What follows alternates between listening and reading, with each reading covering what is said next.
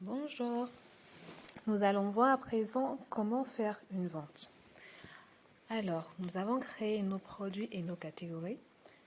Nous allons donc maintenant rajouter nos catégories préférées en cliquant sur le bouton plus. Là, je sélectionne mes deux catégories biais Kaji et biais SABC. Et là, on constate que ces catégories sont ajoutées en tant que catégories préférées au niveau de l'écran de vente. Donc maintenant, pour faire une vente, comment ça se passe? Là, j'ai un client devant moi qui veut 2 Beaufort. Je vais taper 2 fois sur Beaufort parce qu'il veut 2 Beaufort. 1, 2. Ensuite, je vais dans mon panier en haut à droite. Là, je vois bien que le client m'a dit 2 Beaufort. Et donc, la quantité égale à 2 et le prix égal à 1000. Je vais cliquer sur payer pour faire la vente.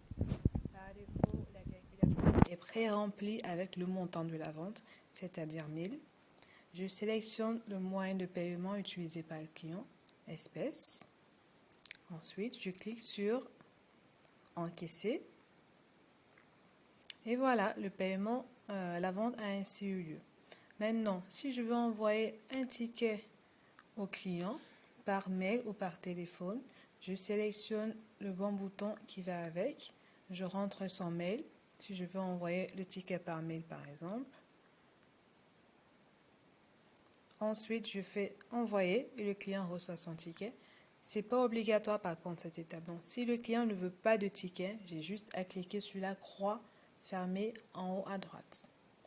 Donc là, dans la simulation, nous allons considérer que le client veut recevoir son ticket par mail. Donc, j'ai renseigné son adresse mail. Le client, c'est pas obligé qu'il soit déjà sur l'application. On peut envoyer un ticket à un client qui est sur l'application ou pas. C'est-à-dire que si le client n'est pas sur l'application, on renseigne son mail. Là, l'application ne va pas le trouver, mais ce n'est pas grave. On dit qu'on souhaite quand même envoyer le ticket à ce client. Parce qu'il y a des clients qui vont par exemple dire que mais moi, je ne veux pas être enregistré chez vous. Donc, comment vous faites?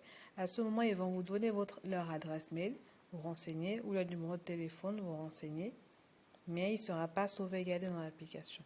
Ensuite, vous cliquez sur envoyer et le client recevra donc son ticket par mail.